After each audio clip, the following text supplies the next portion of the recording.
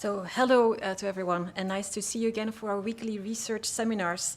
Today we welcome Gaston Meskens here at BrIAS. Gaston Meskens is a philosophical activist and an artist with a background in science.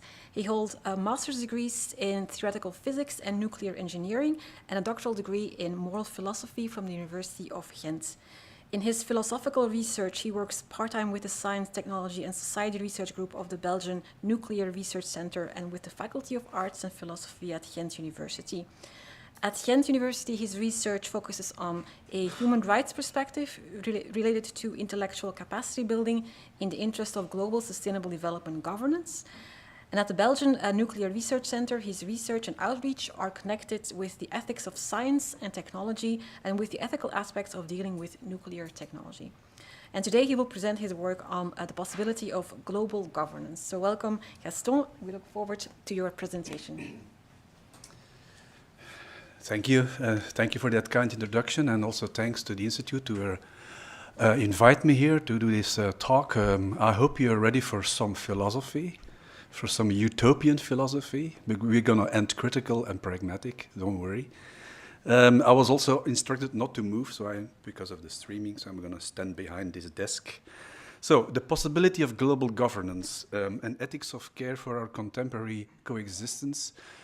I'll tell you, this is the topic of the PhD in moral philosophy I did, and I obtained my degree only last year in November. You're never too old to do a PhD. With the University of Ghent. And I'm going to entertain you with some kind of line of reasoning of what I would mean with this. For instance, this photo. I organized a workshop on a human rights-based approach to sustainable development in June 2012 in Rio de Janeiro at the World Summit on Sustainable Development.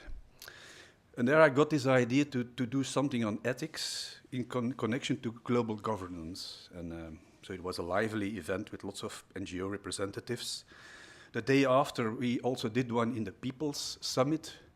You may know that every time there is a United Nations formal conference, there's also like a People's Summit with activists and so next to it. The location was nicer. This is on the beach of Copacabana. And we had a small audience, but the discussions were lively and inspiring, and that's for me very important. These reflections, discussions that inspire people, engaged discussions that inspire people and give people power and capacity. This is going to be one of my messages also. So, the line of reasoning, the state of the world, the idea of the possibility of global governance, the reasoning itself, and then some reflections. And down there you have the link. I believe the presentations will be made available. The link to my website where you can also free download the book. I'm also now negotiating to really make it an official publication, but you can already download it for free if you want. The state of the world. There's many things to say about the state of the world today.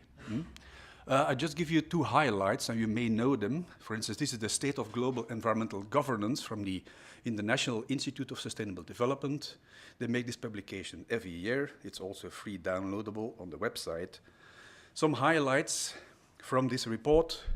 In 2025, global political and economic fragmentation put the rules-based system under enormous pressure. The IISD writes, the number of major international conflicts grew to 59, the highest since World War II. With growing geopolitical tension and unprecedented challenges to multilateralism, 2025 saw both setbacks and wins in global environmental negotiations, they say. While shared action on climate change, biodiversity loss, land degradation and pollution is not moving at the speed and scale required, some advances are cause of hope. Now, maybe you have read the report or you know about it, or you try to imagine what these signs of hope are. And I could ask you, but if you read the report, one of the highlights they put there as a sign of hope is that 2025 revealed an increasing emphasis on efficiency in implementation and governance. While synergies between conventions have long been discussed, these talks took on renewed salience because of shrinking budgets and the need to do more with less. They present this as a sign of hope, which is a bit ironic, of course, I mean, there's pressure on delivery in politics, there's shrinking budgets, so we are forced to really integrate the processes more than ever before. I've known the times, I've attended many UN meetings on sustainable development and climate change. My first climate change conference was in Kyoto in '97, a long time ago. And since then, the process on sustainable development and the process on climate change evolved in parallel. There was almost no synergy between the processes. Now they are forced to do it because of shrinking budgets. So you could see that as a sign of hope. Sorry. The other report I want to highlight, talking about the state of the world, is the Democracy Index. This is the latest. They're preparing the one of last year now. It's prepared each year by the Economist Intelligence Unit, which is connected to the Economist magazine. And what they do is they prepare the Democracy Index. It measures the state of democracy among the 167 countries and territories according to a number of criteria: electoral processes, governance, political participation, political culture, and civil liberties. Also there you can, if you sign up, you can download the report for free. What did they say? Democracy is under pressure. As authoritarianism tightens its grip, democracies are struggling to maintain public confidence, putting their future at risk. We can imagine a number of examples today. Only 45% of the world's population lives in a democracy, 39% under authoritarian rule, and 15% in hybrid regimes that combine electoral democracy with authoritarian tendencies. You will see a list, a ranking, according to this democracy index of all the countries in the world. If you download the report, you can try to find your own country. On which place do you think this number is Belgium? Belgium ranks number 34. It is in the category of flawed democracies, and especially scoring low on the criterion of political participation. So, participation of citizens in political decision-making. It's lower than the United States, it's lower than Israel, and it's one higher than Botswana. Visions, sentiments. We all have our own visions and sentiments on the state of the world today. We might see signs of optimism, hope, as we said, but also pessimism and even defeatism. And we can just look at it and try to really focus on our own life, our own personal, individual interests and so on. But of course, we also feel that we live in a world where we feel the eager to engage. I really believe, and I will come back to that being engaged in social deliberation became one of the bare necessities of the modern human being. Back in time, the village was our world. Now the world is our world. We travel, we see things happening on TV, on the internet and so on. So our moral sense gets triggered more than ever before. And being able to really participate in that global dialogue, I think, became a bare necessity, almost on the same level as food, water, and shelter. The idea. What is the idea behind the possibility of global governance? The reasoning I deploy in the book. Warning, deep philosophy. The possibility of fair and effective global governance should be perceived, I think, from out of an ethics of care perspective. Caring for human relationships in making sense of the complexity of complex social problems. What is a complex social problem? Climate change, energy governance, poverty are complex social problems. And this possibility, I believe, becomes unlocked and enabled with the realization of methods for politics, science, and education, the formal methods we use to make sense of our coexistence, inspired and motivated by that ethics of care perspective. And that would allow us, would allow a fair dealing with the complexity that binds us. I will elaborate a little bit more on that idea of how complexity binds us. And these methods are known. They can be called deliberative democracy as a collective reflection and learning process, transdisciplinary and participatory scientific research, policy advice, and education for a reflexive pluralist cosmopolitanism. But you could also see this as some kind of alternative motivation for these well-known advanced methods of governance.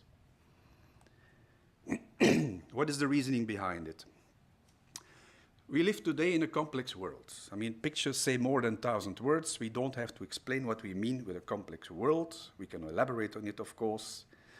The problem I see is with the governing methods we use today to make sense of our coexistence, those methods that we inherited from modernity.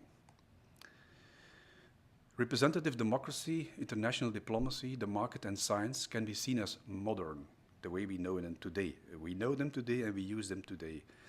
Because they can be seen as a result of modernity as an emancipation process.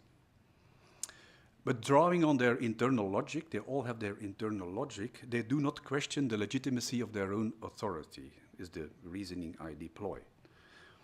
Democracy as we know it today, as the search for compromise through organized conflict of opinion between political parties representing specific political ideologies and enclosed within the nation state. We have international diplomacy as a pragmatic form of negotiation between nation states. We always have to keep in mind nation states emerged as nation states not because they wanted to cooperate with each other, but because they wanted to defend themselves against each other. Nation states were never meant to cooperate. The free and competitive market as a self-corrective system of competition that automatically annihilates unsuccessful commercial projects and that serves as the motor for innovation. We know it as that one today. And then so-called objective science relying on the scientific method, which is of course one of the most, I would say, the human creations against the truth of the emperor and the priest, modern objective science. But representative democracy today creates polarization rather than conciliation. We have numbers of examples. Political parties are really focused on their own survival rather than on changing their mind about specific topics. The United States democracy, system of democracy, can be seen as the most conflictuous one because it's a two-party system. Of course, there are smaller parties, but a two-party system, when the one gets power, like for instance with 51%, while the other minorities and 49%. So it creates polarization rather than conciliation. To my students in nuclear engineering, I always say, back in time it was simple. The socialists were against nuclear and the liberals were in favor of nuclear power. Now it's not that simple anymore. I know personally socialist politicians who are in favor of nuclear power because of climate change, and I know liberals again became turning against because of Fukushima, the Fukushima accident. But we know how does politics work. As a political party, you have to come up with one point of view. So you are forced to almost like annihilate nuance to really come up with one point of view, and you create polarization. It's a simple example, probably too simple, but it's an example. The free and competitive market is not able to demarcate its own ethical boundaries. We know that. You will always find someone, a poor person, who is prepared to really work in miserable conditions because of survival and so on. So a free market is not able to demarcate its own ethical boundaries. And objective science struggles with uncertainty and value pluralism. And it can be, while it can be put under pressure to deliver evidence, it cannot deliver yet. Probably the best example of the recent years is the COVID pandemic, where scientists were asked by politicians what is happening, what should we do. At least in the low countries here in Belgium, the scientific expert became a media person. Suddenly, we saw scientific experts on TV and on the internet and in newspapers all the time. And they were forced to deliver evidence they could not deliver yet. So it was really very, very difficult for them to really speak truth to politicians and to the market and to the people. Especially for science, I think today the challenge of science changed completely. Again, pictures. Science that aspires to advise policy about potential health effects often faces knowledge-related uncertainties and value pluralism, as I said. The challenge for science in this case, I think, is no longer the production of convincing proofs. It is the construction of credible hypotheses. The hypothesis today becomes the end product of science. It is released from the laboratory and starts to play a political function. The climate change hypothesis, of course, is a very good example of that. Now it is backed up by evidence of like major trends, but we can never prove, and we will never be able to prove, that the latest heat wave in Europe, for instance, is exactly the consequence of human-induced climate change. Complexity.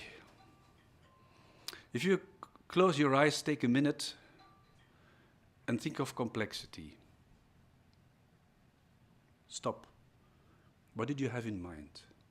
What image or word came up in your mind? Someone can say something?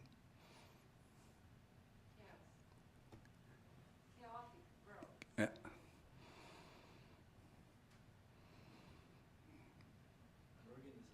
An organism? Human relationships. Okay. It's very difficult to imagine complexity. We have complexity science that looks at interlinkages of specific processes and so on, that also takes into account contingency and so on. But we really have to try to really broaden our view on what complexity of complex social problems, such as climate change, can be. Climate change is not a technical problem. It is a social problem in the first place, with ethical dimensions. And we will never be able to solve it with technology alone. Complexity, voilà, I just took this picture to imagine some kind of complexity, for me has 7 characteristics. Interdependency, diversified impact, organizational complexity, relative responsibilities, knowledge problem, evaluation problem, and the authority problem. We don't have time to really go deep into all of them, but interdependency is a complex problem, never comes alone. They are all interlinked. You cannot solve poverty first and climate change afterwards, for instance. They are all interlinked. The impact of a complex problem such as climate change is diverse. We suffer less here than, for instance, people in developing countries or on small island states. The impact is diverse. Taking interdependency and diversified impact into account, this organizational complexity. The United Nations, under the Sustainable Development Goals, tries to tackle everything together. The reason is simple, because everything is interlinked. Loss of biodiversity and sustainable agriculture and climate change are intensely interlinked. So there is an organizational complexity. Our responsibilities are relative in 2 ways. My ability to take my responsibility can depend on whether you take your responsibility or not, as a politician, for instance. And also in time, it's relative. At some point in time, we have to hand over responsibility to a next power holder. Could be the next generations or a next government and so on. The knowledge problem, dealing with uncertainty. Evaluation problem, dealing with value pluralism. The idea of moral pluralism is very difficult for a scientist to accept, that we can have different opinions on things while relying on the same body of knowledge. That's of course because our opinions are also related to values we find important. Look again at the COVID pandemic. The value in face of uncertainty, the value of safety, health safety, and the value of freedom, liberty of movement, contradict each other. And some people would refer to safety and others would refer to freedom. And we can ask ourselves why we do that. It's value pluralism. The body of knowledge was the same with the uncertainty degree, and people have different opinions on what to do. All taken into account, there is also an authority problem. Our authorities are relative, luckily, because they can always be questioned. The authority of an expert, the authority of a politician, the authority of a citizen. Factual complexities, complexity of interpretation. In short, looking at the problem, based on this understanding of complexity, the idea is that traditional governing methods of representative democracy, international diplomacy, the market, and science are no longer able to grasp the complexity of these complex social problems. They're not able to grasp them. They're always gonna simplify them, fragment them, to really fit into these old systems. for instance, political parties. If you look at the example of climate change, we can wonder how we as individuals stand in front of the problem of climate change. Sociologists like to speak of wicked problems. You probably have heard of it. But I have a problem with that name because a wicked problem is still something seen tangible outside of myself, which is not true. I mean, it's not something outside of me.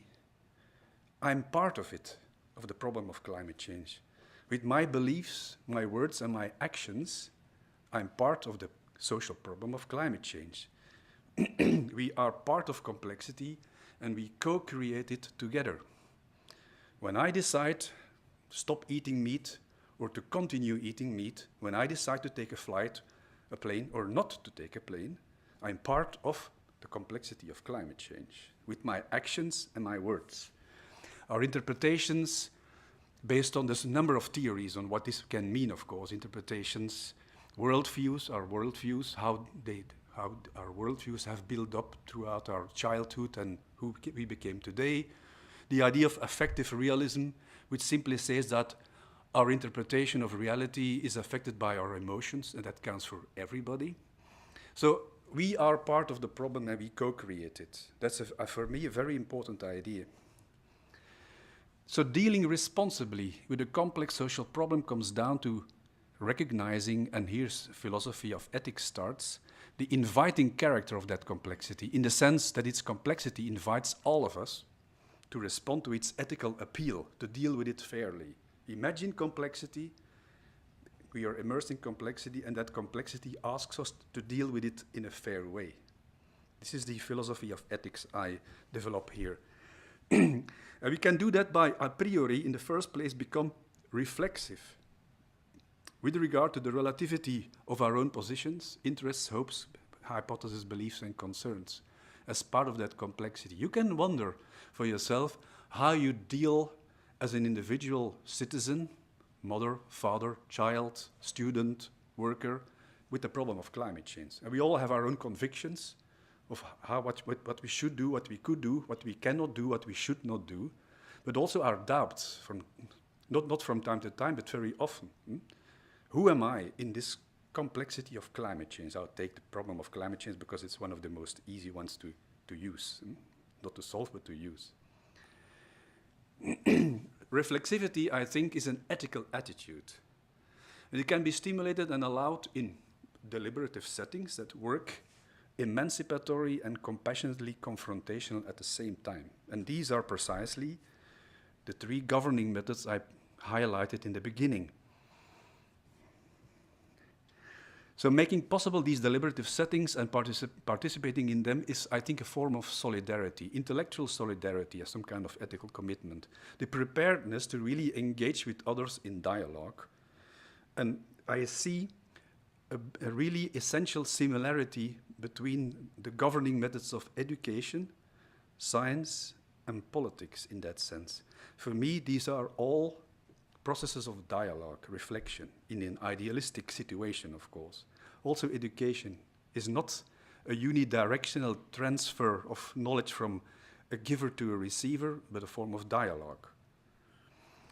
And I think important to note here is that this kind of reflexivity as an ethical attitude and this kind of intellectual solidarity, they can be considered voluntary ethical stances. We can choose to adopt them. But at the same time today, we have no choice anymore because our coexistence gives them an imperative character. We have no other choice. What do I mean with this? This ethics of care for our contemporary coexistence relies on three new characteristics I see for our contemporary coexistence. We are connected with each other in complexity. This is Sylvia. Sylvia is happy because she just bought a t-shirt for €2 at Primark and a ripped jeans for €2 somewhere else in a supermarket. Sylvia might not know that her t-shirt is made in sweatshops in Bangladesh and her ripped-off jeans is made in sweatshops in China. There's a documentary, China Blue, it's free, you can see it on the internet, about the jeans business in China. Imagine that Sylvia comes to know about these problems, that children are working almost as slaves in these sweatshops and so on, so not only adults. What can she do? She can say, oh my God, that's terrible. But how can I change it?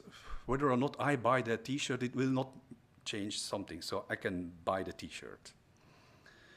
Or she can say, this is too terrible, I feel guilty, I'm not buying that t-shirt anymore, from now on I wear second-hand clothes, okay? But she can also become an activist.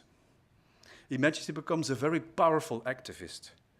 So powerful that the sales of Primark and the other chains go down.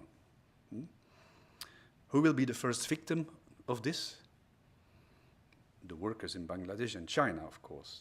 This is the untangible, ungrippable thing of complexity. You could say, well, it's easy, we need really binding legal frameworks to make sure that Bangladesh and China cares for proper working conditions.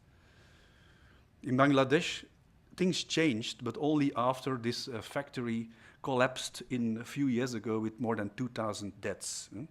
Since then, we see the business moving to Vietnam.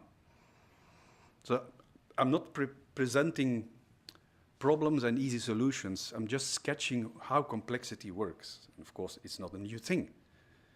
But it is really to invite us all to reflect on how we stand in front of this complexity. This is probably an easier example. This thing became really an indispensable tool in our lives. We are all responsible for the child labor in the coltan mines in Africa. Are we? Are you responsible? As anybody else, as this second other person here? Yeah. Are we all responsible? I'm not asking for a response. I'm just sketching how complex the question is.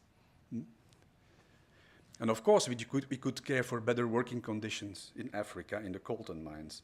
But then an iPhone will double the price. So it's always intangible, and complexity can escape in all kinds of directions when from the moment on we try to grasp it, for instance, in legal frameworks. The fact of complexity brings along 3 new characteristics of coexistence, and I call them connectedness, vulnerability, and sense of engagement. What do I mean with this?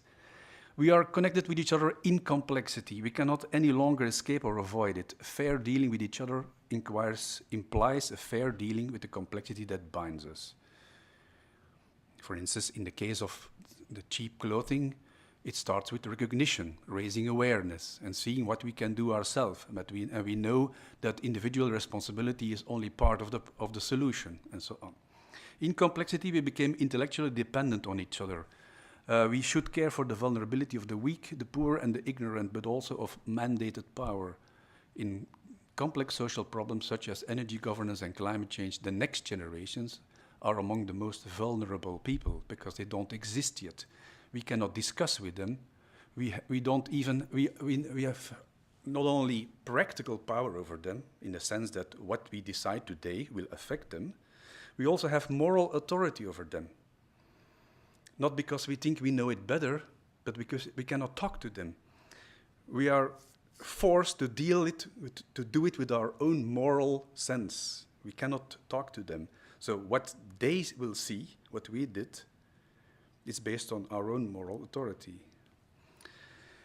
Our experiences now extend from the local to the global, and as I said in the beginning, as intelligent, reflective beings, to become involved in deliberating issues of general societal concern became a new source of meaning and moral motivation.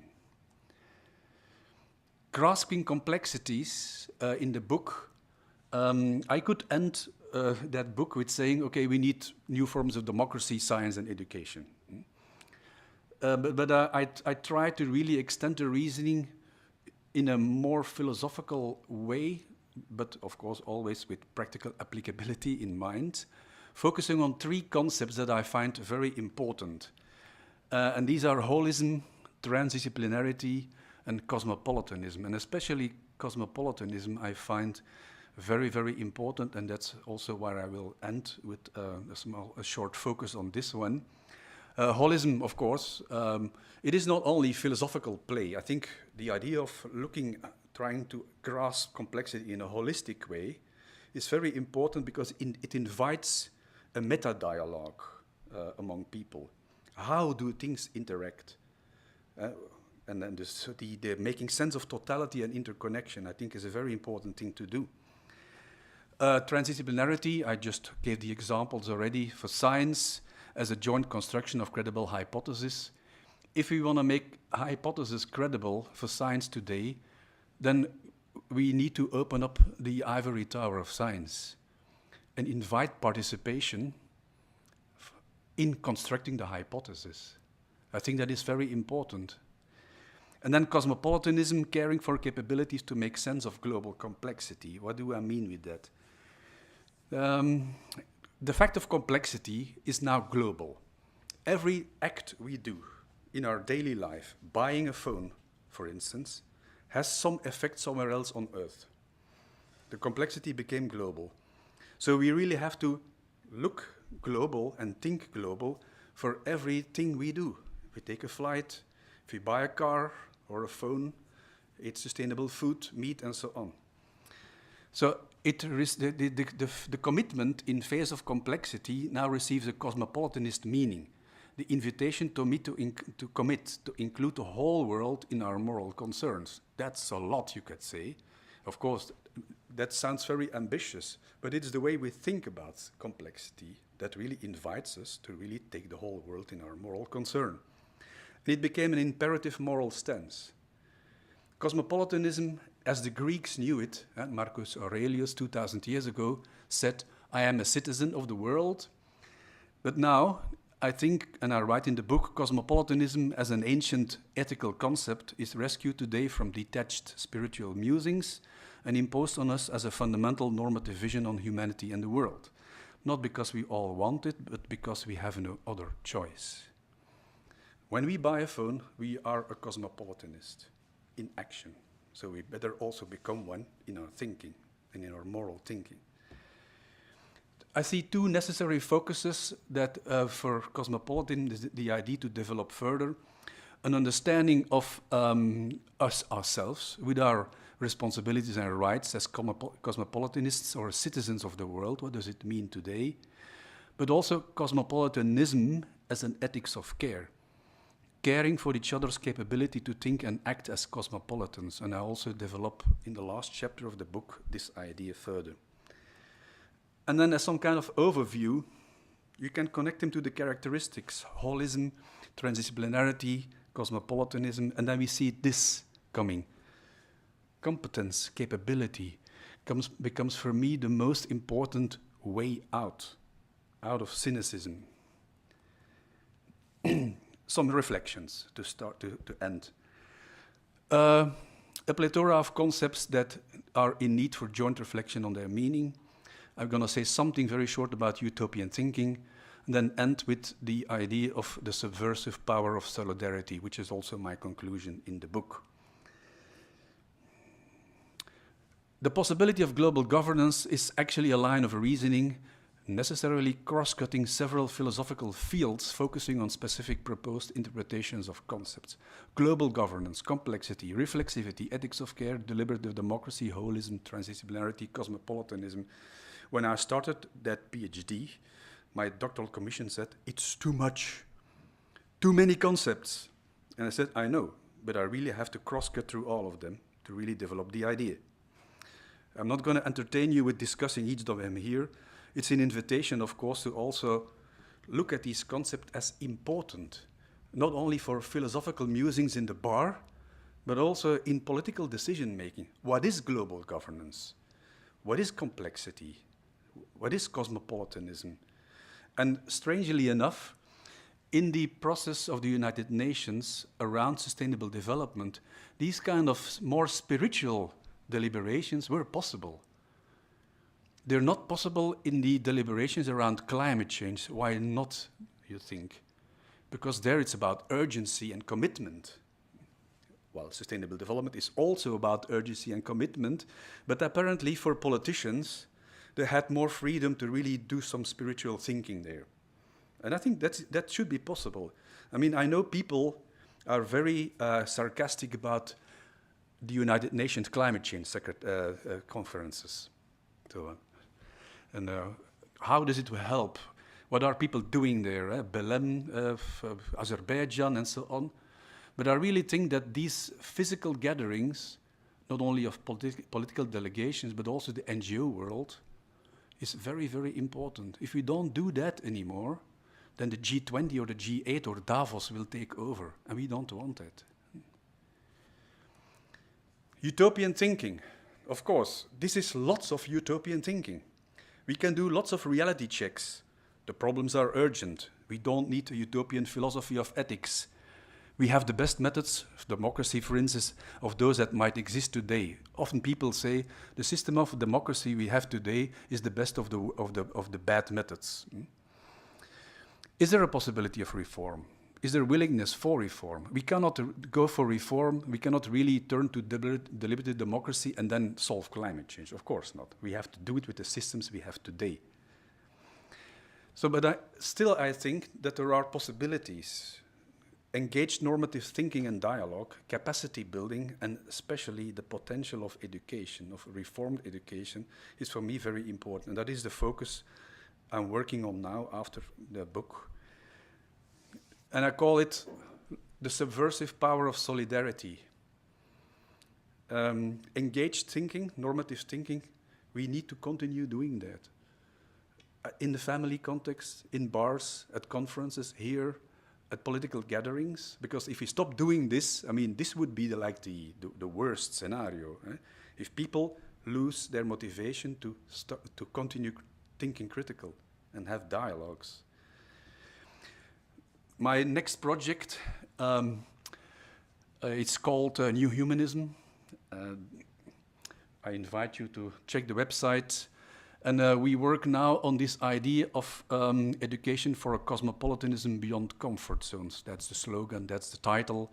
And we ask the question, what kind of education do our children need to make them more resilient to all kinds of capitalist, conformist, and fundamentalist manipulations of our coexistence, and to enable them to become self-reflexive, open and tolerant cosmopolitans or world citizens, capable of living better with each other in our complex society. It sounds again very naive, but if you look at our systems of education today, lots of work needs to be done. We see the tendency towards science away from the humanities, for instance. Lots of universities get rid of or are gonna put less attention in the humanities, while at the same time many voices would say we need this holistic cross-disciplinary education that instead of making only specialists, preparing specialists for the job market, we also really need to educate our children, giving them the capacity to live in this kind of complex world. So we had a pilot workshop in New York together with United Nations in 2019, and then we planned a number of events afterwards, but then Corona came into place, and we are all volunteers, so we are slowly starting again now doing this, and I invite you to check the website, and if you're interested, just write me. I'm going to end with three quotes. Also, one of myself from the book, but also first Noam Chomsky and Iris Marion Young, two sources of inspiration for me. Every form of authority and domination and hierarchy, every authoritarian structure has to prove it is morally justified, Noam Chomsky says. And if you look at this, and if you look at forms of authority we see today, then we can wonder whether they are morally justified or not. Is representative democracy a moral justified form of authority? We can ask ourselves. Yes or no? I mean, it can easily be misused. It's the best form we have today and so on. So it's an invitation to also think about the fairness of systems, of methods in that sense. Social justice means the elimination of institutionalized domination and oppression, Iris Marion Young says. Any aspect of social organization and practice relevant to domination and oppression is in principle subject to evaluation by ideals of justice. Let's do a short thought experiment before we end. Imagine something needs to be decided in your village, in your region. Constructing a highway alongside your village, or a nuclear power plant, or a large chicken farm. And imagine you have a specific preference yourself. It doesn't matter what. in favor or against the highway, in favor or against the chicken farm, in favor or against the nuclear power plant. And imagine that the outcome of the decision-making process is not what you had hoped for. But imagine that you accept the decision because you know that the method that was used to make it was fair. This is the ultimate criterion of democracy, that you can accept something you don't like yourself because you know that the method was used to make the decision was fair. Of course, it opens lots of philosophical and practical questions, because what is a fair method? Is Belgian politics fair? Is American politics fair? Is the politics of your municipality fair? It's a complex question and a very simple question at the same time. It's just an invitation to think about democracy and politics also from that perspective. So, it may be clear that we do not need deep reform of our society to make research transdisciplinary and participatory, to make education pluralist, critical and reflexive. And even in the old modes of politics we have today, it is possible to organize public and civil society participation in deliberation around concrete issues, and to take the outcome of that deliberation seriously. So although today we do not live in a society inspired by intellectual solidarity, we have the capacity to foster it and to put it into practice. Thank you.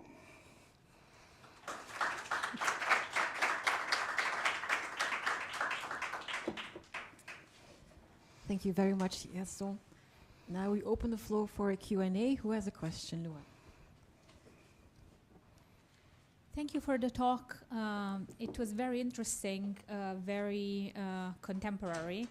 I have a number of questions. I apologize in advance. The first one concerns the framing of the talk, in the sense that I really couldn't wrap my mind around whether it was an empirical, normative kind of looking at the problem. Mm-hmm.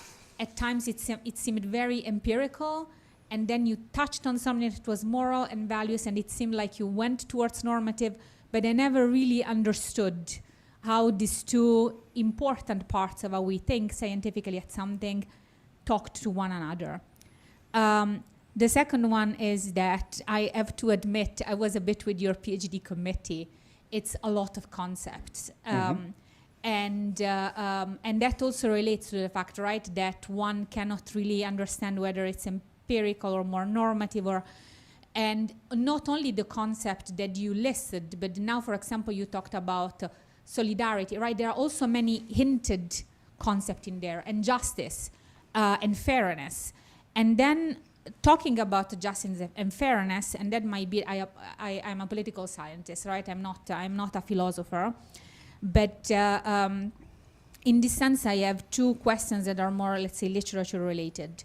And one is that the critique that in political science you hear the most about deliberative democracy, and I was surprised not to hear a preventive reaction to it, is that it can be exclusionary. You need to be well educated, you need to have time, resources, all sorts of resources to participate in deliberation. So it can be a very elitaristic way to look at democracy and at processes, because it requires so much resources. Mm-hmm. And the other one is, you talk so much about justice and fairness, and every time you talked about moral justification, I wondered whether these are problems that a few decades ago John Rawls also thought about, right? And I kept thinking of justice as fairness, and to be honest, all the problems that are here I couldn't sketch, because some of these problems weren't there. It's definitely a way more interconnected world that John Rawls saw, but overall it seemed to me that is the main construction architecture of this theory could be applied to this in a overall straightforward way, and I was wondering what you think about it. Okay, thank you. Well, to first respond to your first question, in this kind of philosophy, I gave myself the freedom to think normative. I didn't do any empirical research in the sense of didn't take interviews and so on, or opinion polls. If you read the book, it has 20 pages of references. Of course, for me, academic research and reference is very important. I could not dig deep into it here because of the time limit. So I invite you to look at the sources. The theories about democracy, sure. I mean, they're like very much needed. Sometimes I find them too sterile. Deliberative democracy should not be elitist. We can even think of practical examples even today already of citizen juries, consensus conferences, where people can come and participate. That's not a proof that I'm right, of course. It is we have to really look at these possible concepts and look at what the possibilities are. That's also the reason I put possibility in my title.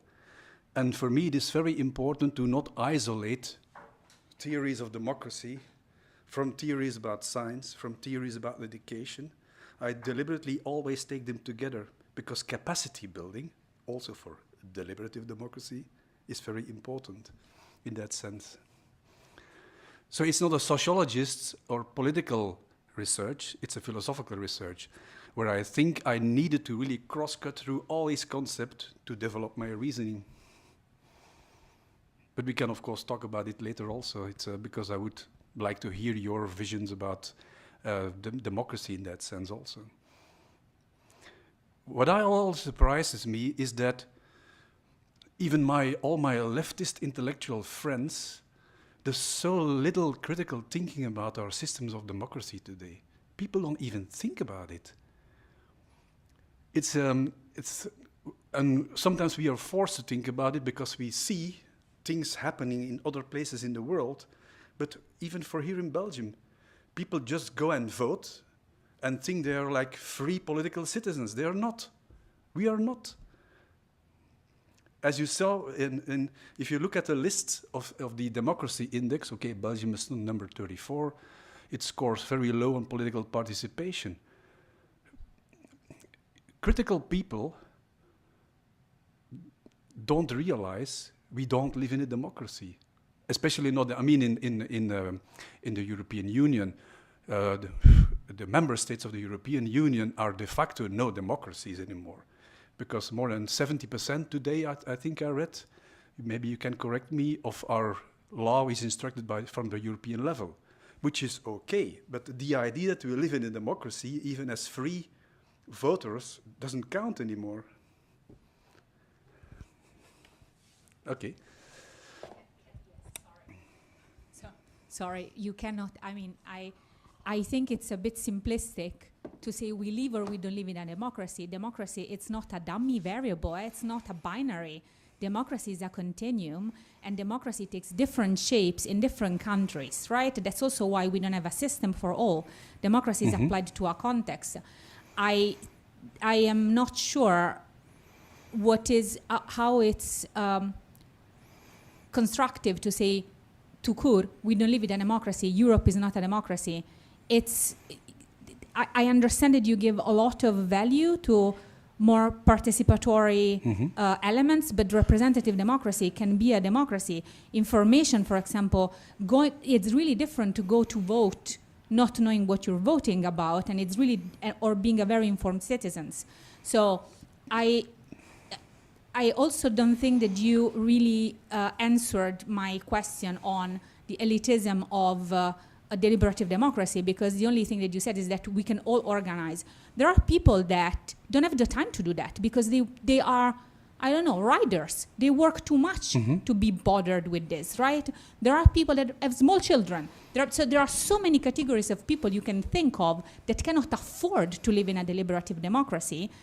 Also, this idea, you talked about global governance, but I don't understand whether you apply the deliberative democracy to the governance of your country, of your province, so what is the scale of deliberative democracy? I understand the normative thinking about it. I understand that you identify some problems. I think that for somebody who prays for complexity, saying that something is or isn't a democracy and we need the deliberative democracy without specifying what is deliberative democracy, I wish I heard more about this. In the annex of the book, I wrote a reasoning of how deliberative democracy could look like, but process-wise. It doesn't exist today, so we can create it. We have the possibility to think about it and create it. The only thing I wanted to do here is to connect it to the idea of complexity and seeing a dialogue, creating a dialogue that is confrontational and emancipatory at the same time. That was the philosophy. I'm not criticizing specific systems. I only developed the idea that the forms we have today are unable to grasp the complexity of the problems we face today. That's not something I need to empirically defend. It's an idea I launch.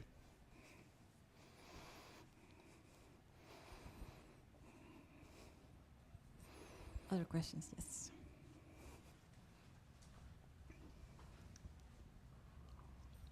Thank you. Coming back to the Belgian situation, and I mean, I was not surprised to hear that it's very low in the ranking.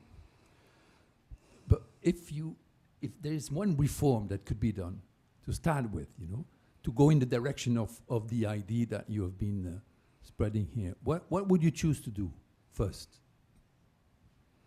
You mean for Belgium? Yeah, for Belgium, yeah, specifically. First, I mean, thank you for the question. I don't see a reason why I would focus on Belgium, unless only because I live here and I have a network here. So it's that's the reason why, because you took the example of Belgium. Yeah. I think we could, for instance, of course, I'm not the only one doing that, but look at education. We have lots of possibilities here to really look at education and see how we can reform it so that it's less fragmentary and more focusing on like deep thinking about the real world problems. We have been talking from out of my research with schools who were like interested in doing that, and they say, well, the interest is there, but we are a bit hijacked by the system, so to speak.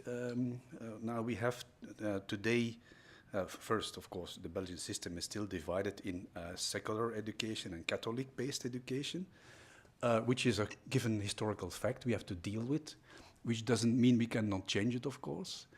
But the idea that of slowly introducing more and more cross-disciplinary projects, thinking about the real life problems such as climate change, for instance, it can already start in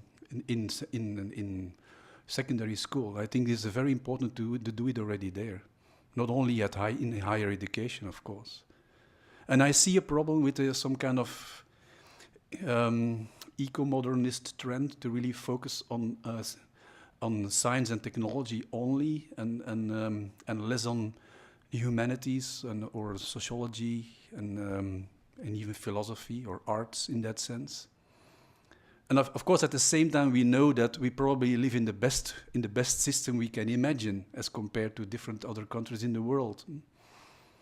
But I think the focus on education is for me very important.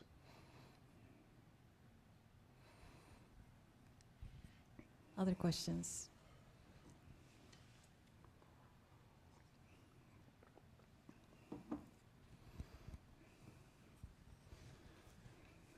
Thank you for your talk. If you talk about complexity, how do you situate that in time? And with that, I mean, do you think that our society is more complex compared to what? To 10 years ago, 20 years ago, 30 years ago?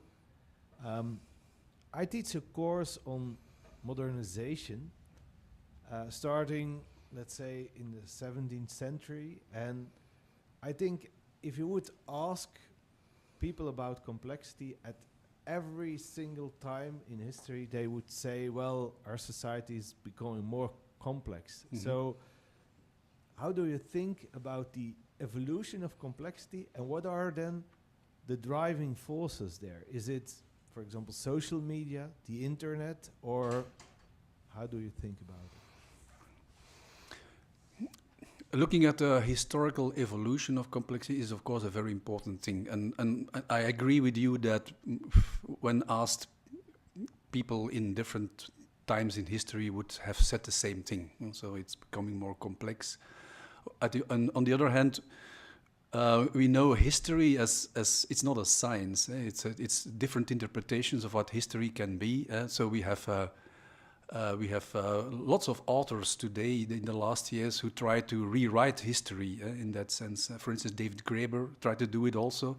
It is very important to really continue to do that exercise. There will be no truth, but it's important to do it in that way. I think it is especially important to look at what it could mean today. And we know a number of dynamics, evolutions that can be called responsible for complexity, like globalization, for instance. But then you can ask yourself, is it true? I mean, was the world that was like organized more locally back in time, was it less complex? Because today it opens up also globalization also opens up possibilities. I mean, people are aware of things, trends, new ideas, much more than when we lived in closed villages, for instance. So Yeah, but for example, do you think about complexity as a kind of one-way street? It can only become more complex? No, not necessarily. I don't. It might be an interesting intellectual exercise, but I don't find it relevant for this work. You could also say you could also announce the end of complexity in the sense that everything became global now, for instance. But it's an interesting idea, but I don't use it in that sense. I see it more in these characteristics of interdependency, of responsibilities, and so on. And so it's simply the idea, the philosophical idea, where am I standing into the whole thing, and what can I do?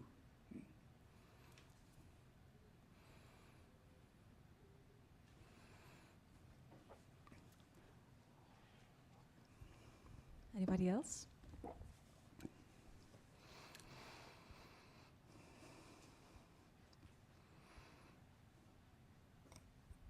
More out of curiosity than anything else, is in that sense is maybe it's not just a question for you, it's a question for all the people in this room that know about these things much more than I do. Does complexity just a matter of scale? Because we've been talking about globalization, and it felt very much strictly related to scale. Scale. Yeah, scale. Like, are we talking about? It's just a matter how many.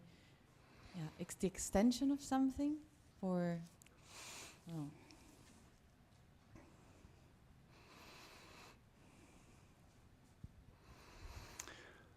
I mean, everybody is free to answer. I think it's a good question, Camila, and I think it is.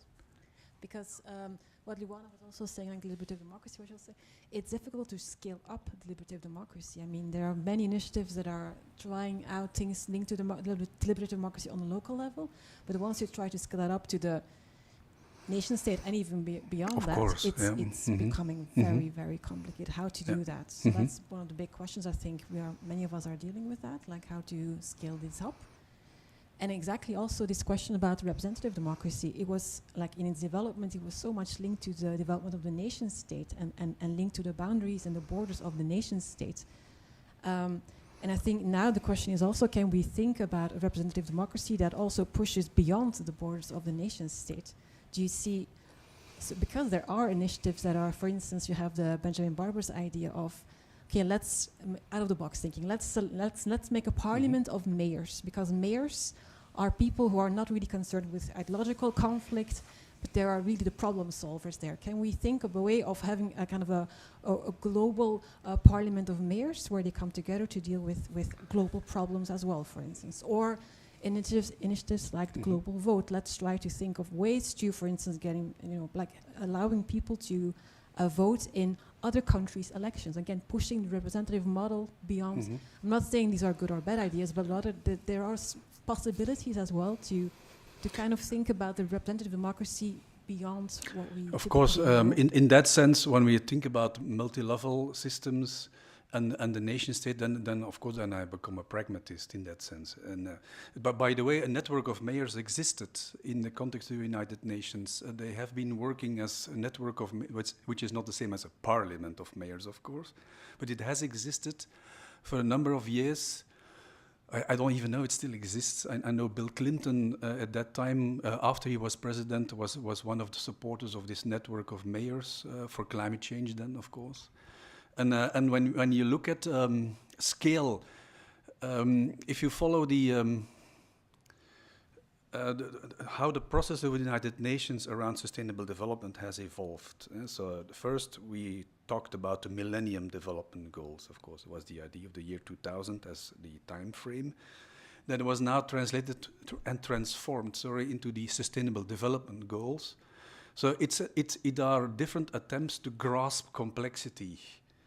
At the same time, of course, the major players of the United Nations are still the nations. You could see with a positive view, you could look at the way the UN system works as a form of democracy. You have the delegations of the nations coming together, and you have the NGO world as an agora around the arena who tries to influence it. But of course, the idea of participation there is very, very formalized and limited, and not only because of practical reasons. I am also a member of the steering committee of the research-oriented NGOs towards the Climate Change Secretariat. So we represent the global scientific world towards the United Nations Climate Change Secretariat. And there we have seen also, as one of the constituencies, you also have the constituency of farmers, women, business and industry, and we are research. And throughout the years, especially in the last 20 years, we have seen the possibilities of NGOs to participate becoming more and more limited. In terms of possibilities of access and participation to the conferences, but also in terms of possibilities to come in meetings, speak up, and give your point of view. Especially in the climate change context, this is significant. We have done lots of work already towards the Secretariat to really put that point on the table, to discuss accessibility and participation in these processes. And they recognize it's a problem, but they say, we can't do anything about it because it's the nations who decide that this process is taking place this way. So we have to be very pragmatic in terms of possibilities of democracy on these levels, of course. And I totally agree with you that it can work fine on a local level, but even there it's still today fragmentary. We have seen nice examples already, and it will always be a learning process in itself. It is something, sounds like a cliche, that always needs to be created and co-created and remade again, this kind of forms of democracy.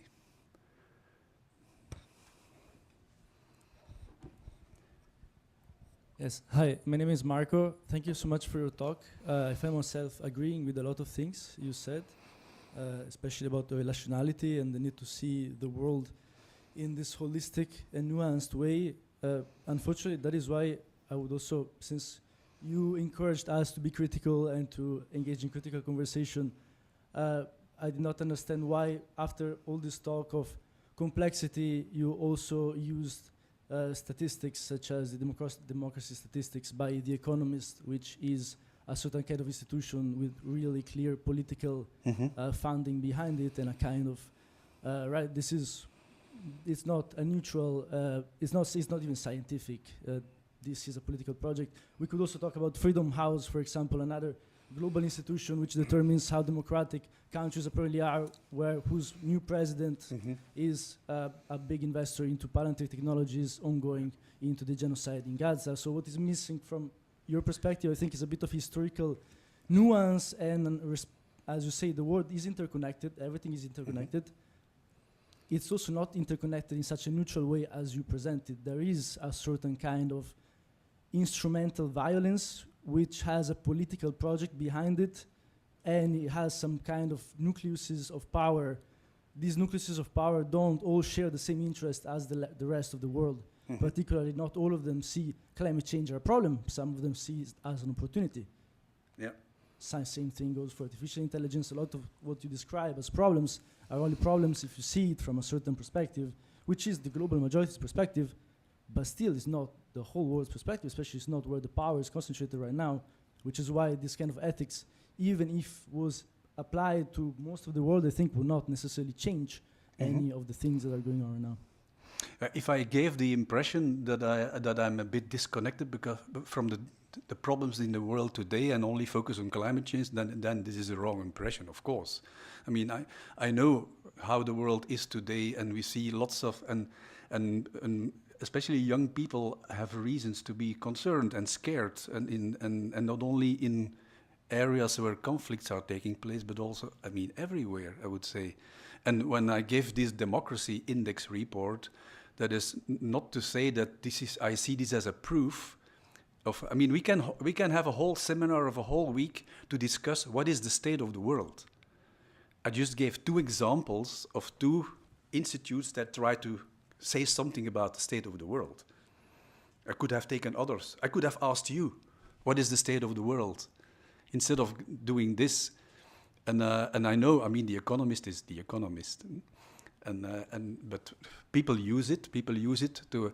The interesting thing is that it is an exercise, a thinking exercise that has been done, and we have to look at it, and we can simply present it or reference to it. When I present it, I'm not saying I support this fully.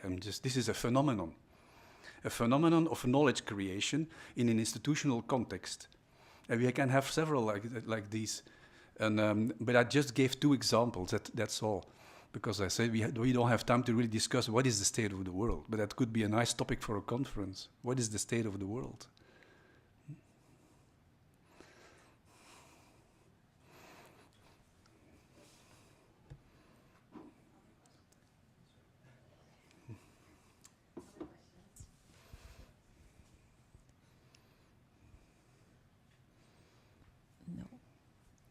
Okay, then I think we can wrap it up. Thank you so much, Gaston, for a very lively discussion.